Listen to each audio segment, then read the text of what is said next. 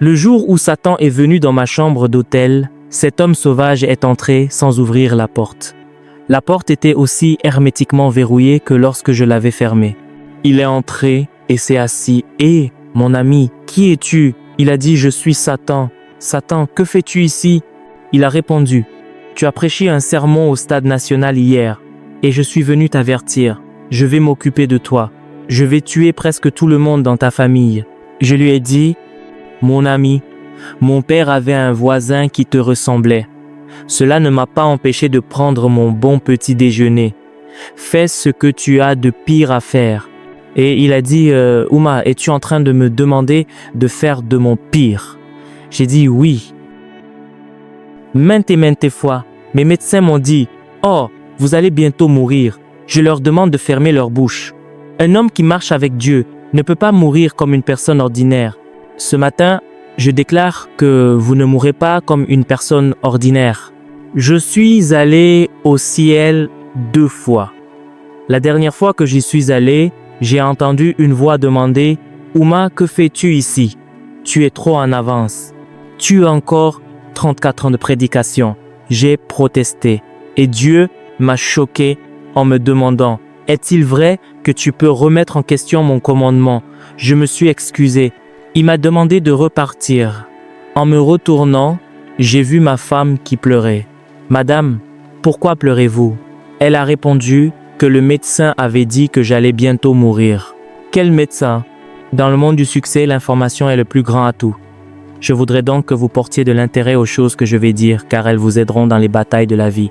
Je ne m'attends pas à ce que vous perdiez une seule bataille. Je veux vous montrer comment gagner la plupart du temps, sinon tout le temps, dans votre famille. Soyez le premier à vous excuser lors d'une dispute avec votre mari ou votre femme. Le jour où Satan est venu dans ma chambre d'hôtel, cet homme sauvage est entré sans ouvrir la porte. Elle était pourtant verrouillée. Il s'est assis et a dit « Je suis Satan. Tu as prêché un sermon au Stade national hier et je suis venu t'avertir. Je vais m'occuper de toi et tuer presque tout le monde dans ta famille. Mon ami, mon père avait un voisin qui te ressemblait. Cela ne m'a pas empêché de prendre mon petit déjeuner. Fais ce que tu as de pire. La vie est une bataille et j'ai l'habitude de me battre.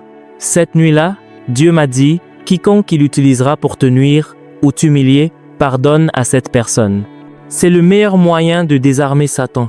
Lorsque vous dites à votre femme « Je n'aime pas la façon dont je t'ai parlé, je suis vraiment désolé », vous la désarmez.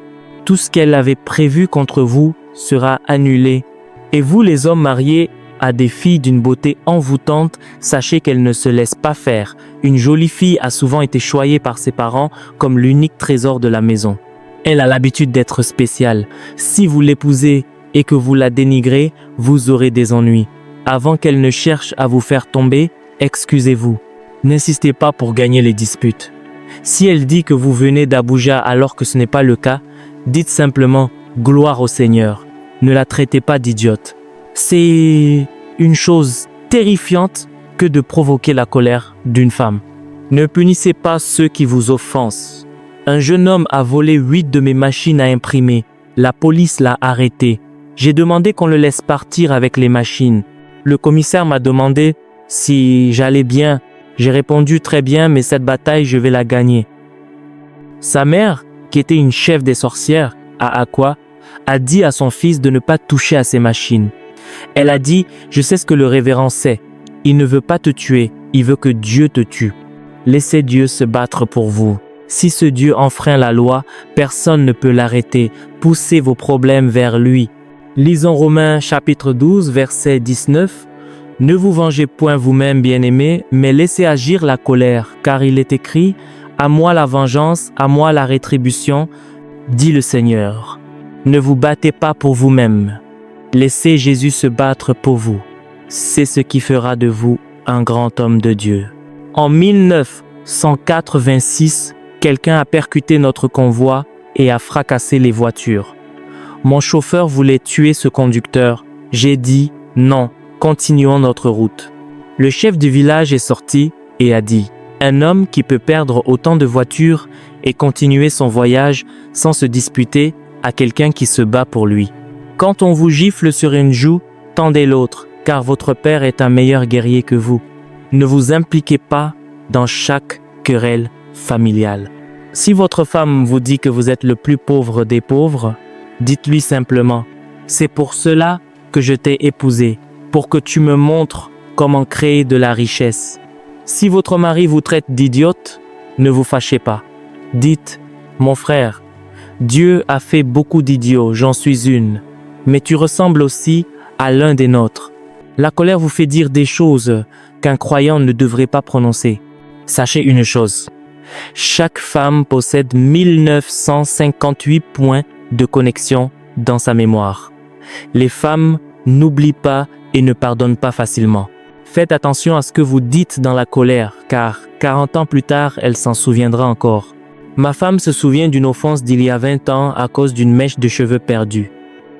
Elles ne sont pas fragiles comme elles en ont l'air. Un homme qui ne craint pas sa femme ne peut pas craindre la police. Apprenez de moi. Quand la maladie frappe à votre porte, ne vous rendez pas rapidement. Les médecins m'ont dit que j'allais mourir, mais j'ai refusé de les écouter. Je revenais de la maison des morts et on m'avait ordonné de prêcher pendant encore 34 ans. Tout ce dont j'avais besoin, c'était d'un sommeil réparateur, un sommeil de guérison. Chaque fois que vous tombez malade, demandez à Dieu de vous accorder ce sommeil de guérison.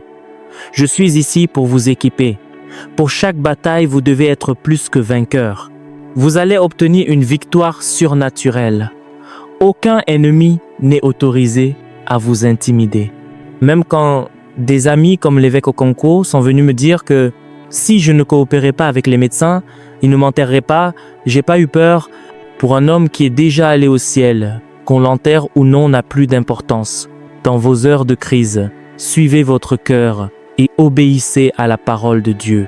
J'ai levé la main et j'ai demandé à la foule, si le fait de prêcher ce soir me redonne de l'onction, me redonne de la force et m'amène dans un lieu de grande puissance et d'onction, est-ce que quelqu'un me refuserait ce privilège? Ils ont répondu, non. J'ai saisi le micro et je prêche encore aujourd'hui. Quand les gens disent que vous allez mourir, vous avez le droit de contester cela. La science est un produit de l'homme, elle est limitée.